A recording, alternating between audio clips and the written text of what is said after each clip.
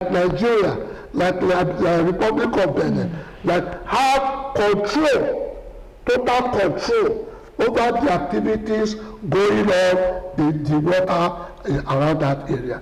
And it is 200 nautical miles from the littoral end.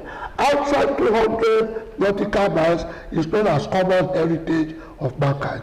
The area known as common heritage of mankind is between 51 and 52% of all the ocean. Meaning that the regulations guiding the jurisdictional capacity and that of the common heritage of mankind differs. So if people don't try to explain all this to the newcomers into the blue and marine economy, you'll be surprised that when you say ocean, when you say water, it is say water. Whereas, and how do you even know the difference between sea, ocean, and the water? Yes.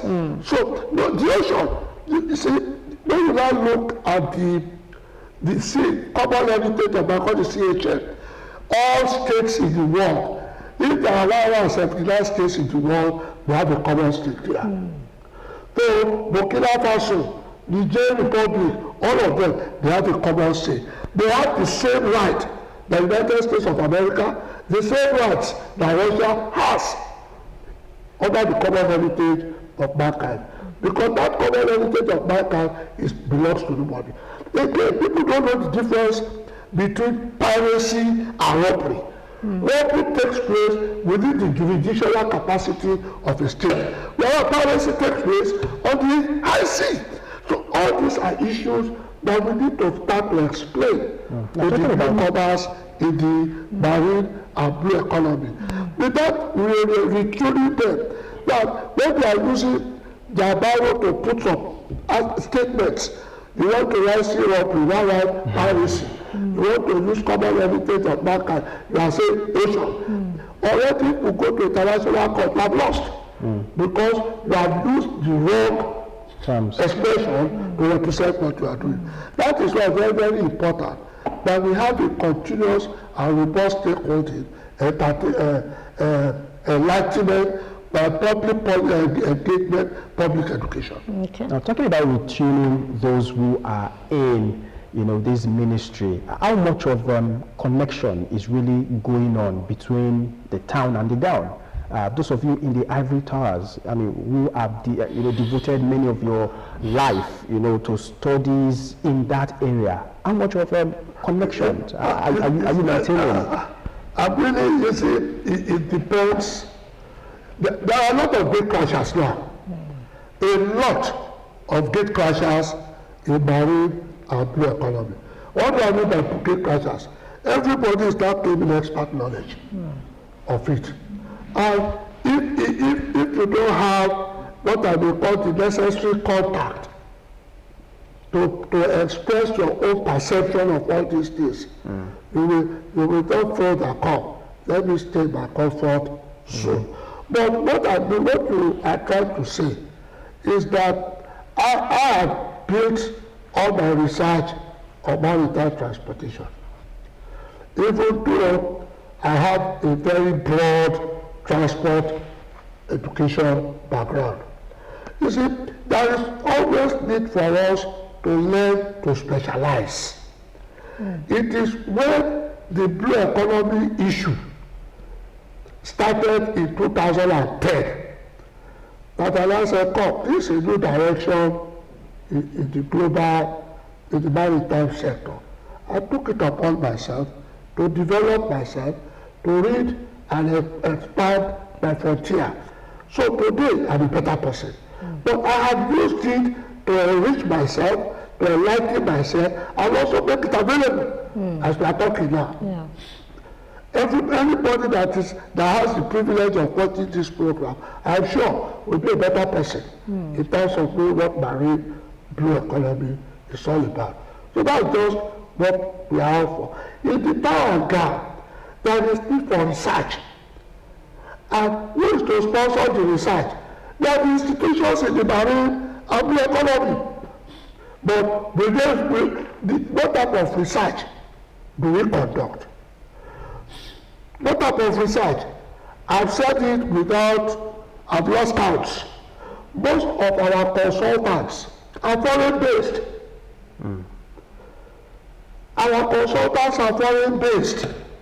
They come from abroad. They spend 2 weeks in the most expensive hotel in Nigeria and give you a report. But my colleague here, I want to ask, if I'm a consultant, will I not give a permanent solution? At all. What do you expect a consultant to give you a permanent solution? If you are given a permanent solution, that means you don't come back again. So the definition of consultant is someone looking at your work to tell you the time. So all these are issues that we need to start addressing. You can see how Nigerians are making waves abroad. In medicine, in engineering, in law, in everything. But why can't we give our own people that privileges and opportunities to do something? So these are areas we can talk about. NIPS is there. The Institute of Policy and Strategic Studies is there. MIT Tizaria is there. There are a lot of institutions. The Federal University of Transportation that are there. All these are people or institutions that will help to gatherlize at least the baseline information that are required. Not to talk of School of Transport at last, not to talk of Department of Transport and Management. At all these are institutions that can help to promote the town and car you are talking about.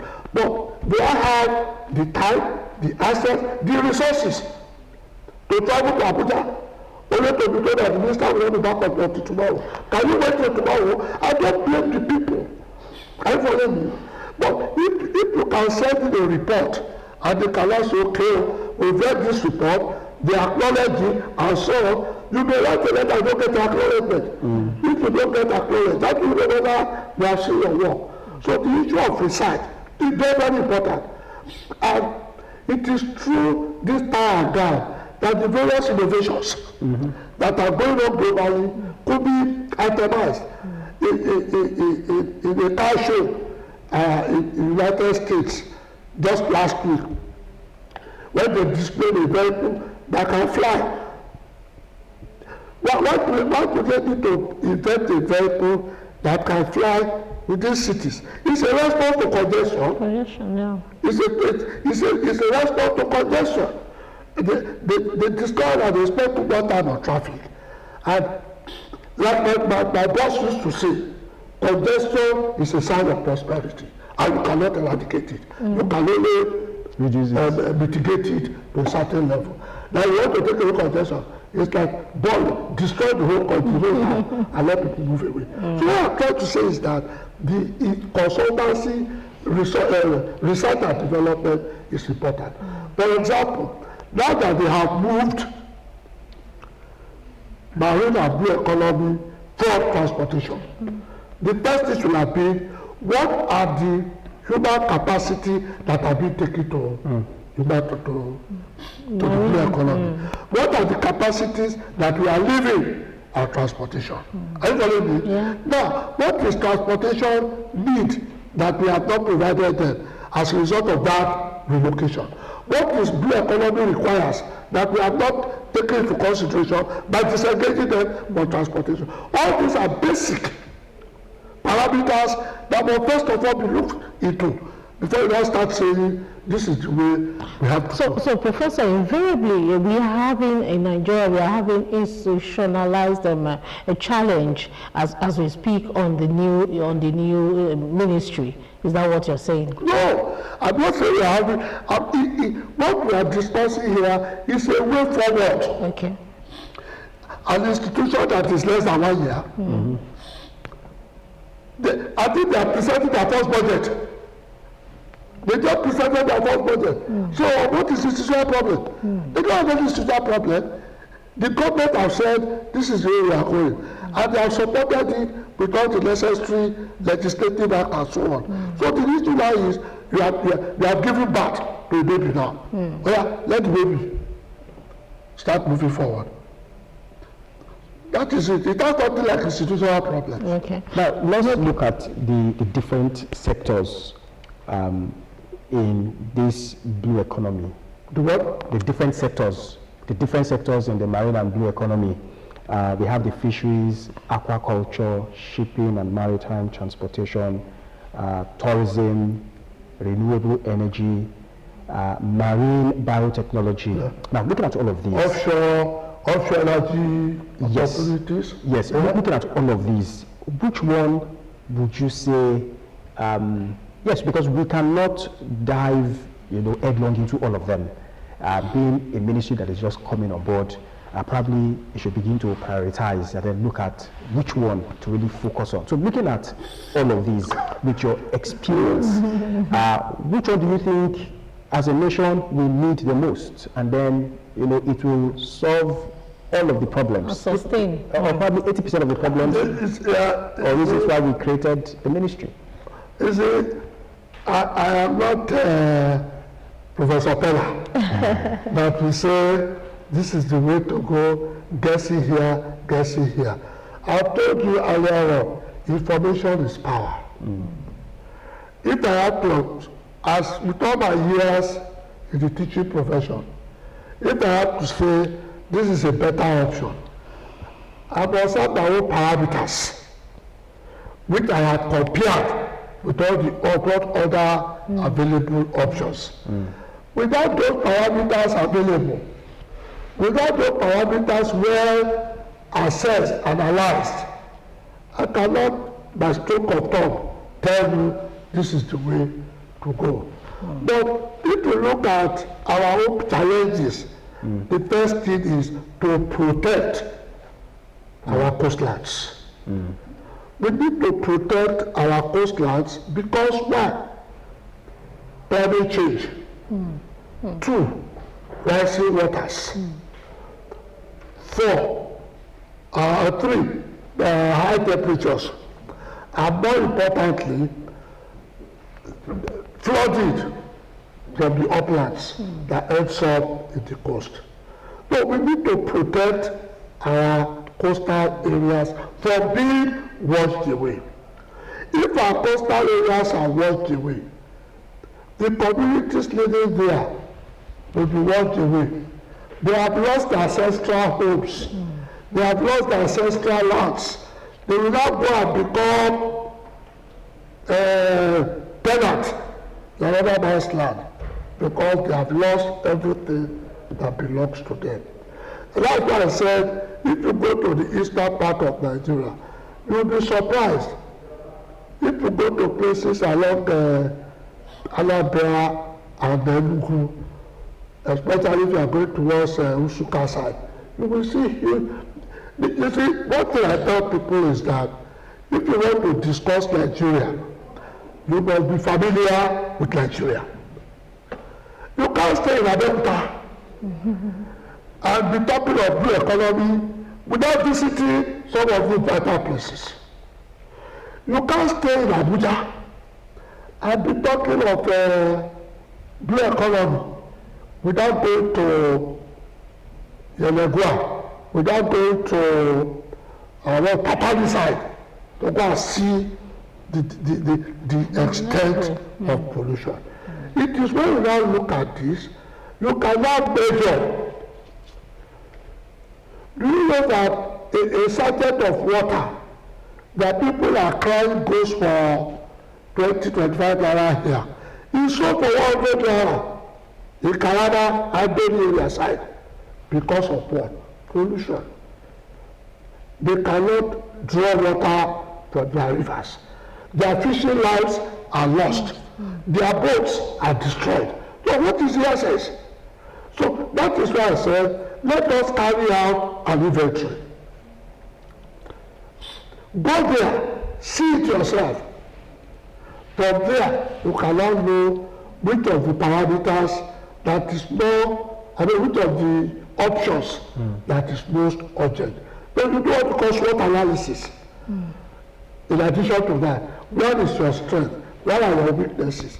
Then you look at your strength to tackle the problems that are available. So the issue has to do... Survival first. Sir? Survival first. Survival, sustaining our heritage. Exactly, yes. Protecting... You have to protect it. If you don't protect it, we will lose it. So if all the lands are lost, what then is the economy? If the lands are lost, what then is the economy? If the lands are lost, you cannot promote what you call tourism. And moreover, there is one thing I said, the blue economy is not about maritime transport. You see, Nigeria, we have 36 states, plus 1, FCT. The 37 states, 28 of the states can be accessed by water from Lagos, from rivers, from Delta. 28 states in Nigeria. We have not developed our water transportation in our And we have not tapped really into it. What? I said, and we have not tapped We have not tapped into it. One these are part of the issues the blue and marine economy is not tackling. And you know, planning is the most difficult thing. It may take to 10 years, 5 years to plan, to strategize, before you can take a decisive step. Or else, it will be one step forward, 20 steps backward, if you take a hush-hush. Now, Professor, let's prefer a solution now for the Ministry of Maritime and Blue Economy. Yes, you have experiences here and there, and you have been in the field for so many years. You must have seen it all from the Ministry of Transportation, what you think they did wrongly, and moving some of them to the Maritime and Blue Economy Ministry. You must have seen what you think might go wrong when they eventually take off that way. So let's prefer solution. What do you think should be in the blueprint of the ministry, and how long should they earmark for all of these projects? Thank you very much.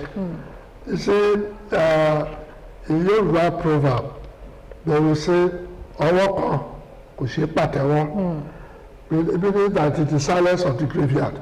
If you have to do that, there must be number one, robust public enlightenment.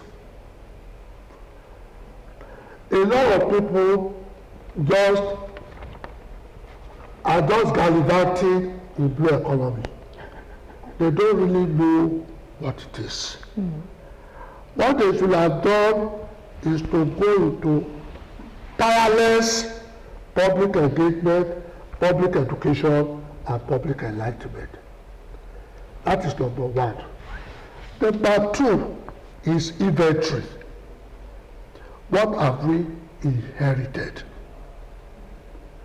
And now that we are no longer transportation, we are now marine blue economy.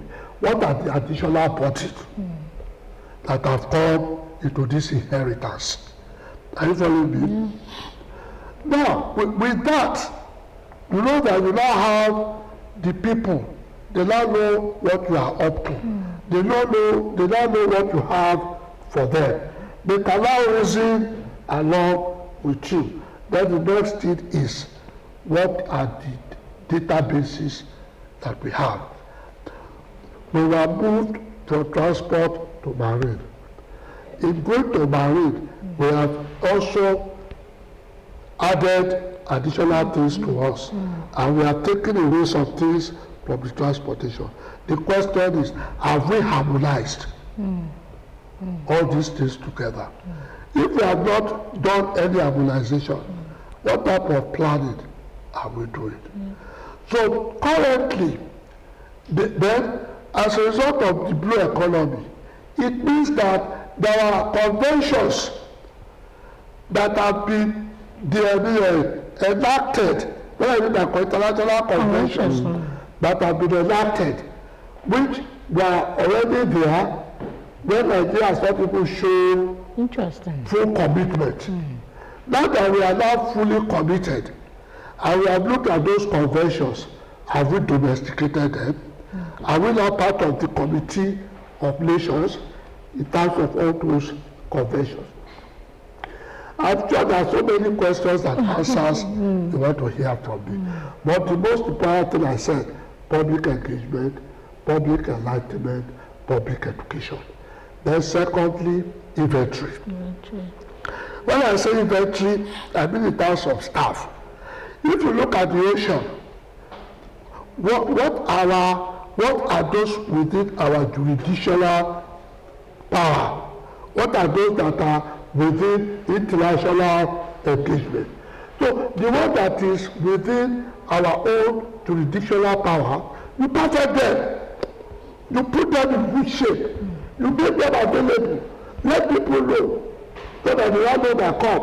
If you do anything between the contagious zone and the exclusive economic zone, you are within the jurisdictional area of Nigeria. So you will be taken to court in Nigeria. You shall be judged in Nigeria. But if you go to the common legislature of mankind level, you are going to international law, international court, for you to arbitration.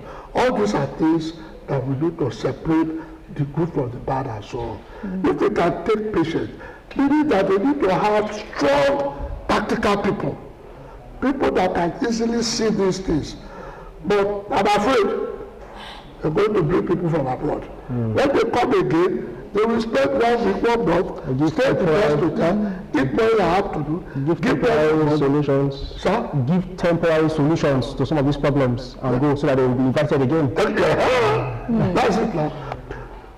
You see, I'm in the public. I would have told you about the railway experience. I followed me.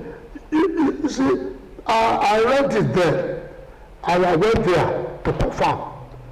When the signages at the railway station were written in the Chinese language, someone protested, and the following day they changed it to our own explanation. Why do they be using those kind of signages? What are they thinking? Sir? What are they thinking? Why they wrote them in Chinese? Don't worry. That's another topic. So I'm just trying to let you know that we have. Now, talking about protecting what we have, Yes, so that we will not lose them. That's what I'm saying. What infrastructure really should we be putting in place to? I told you, if we commit the whole of Nigeria budget to the blue economy, it will not solve the problem. Okay. And if we commit the whole budget to the blue economy, it will not solve the problem. You see, what you don't understand is that probably because you are also just, your knowledge and interest is not gradually being awakened. Because I'm sure you never bargained for the extent of this discussion. What I'm trying to let you know is that you cannot just plan and say this is your reaction to this problem. Are you following me? Is it unemployment you want to solve? Is it innovations and new industries that you want to solve? Is it offshore energy sources alternative? Is it new industries that you want to bring on board? If you have to bring in new industries, you need new technological approach. You need better expert human capacity to handle them. Do we have them? If you don't have the equipment, I don't have the human capacity. Why do you want to go to offshore with energy? And so it is what you have that will determine what The solution will be. That is what I'm trying to say. But the current approach which the government is adopting, as far as I'm concerned, is still tolerable.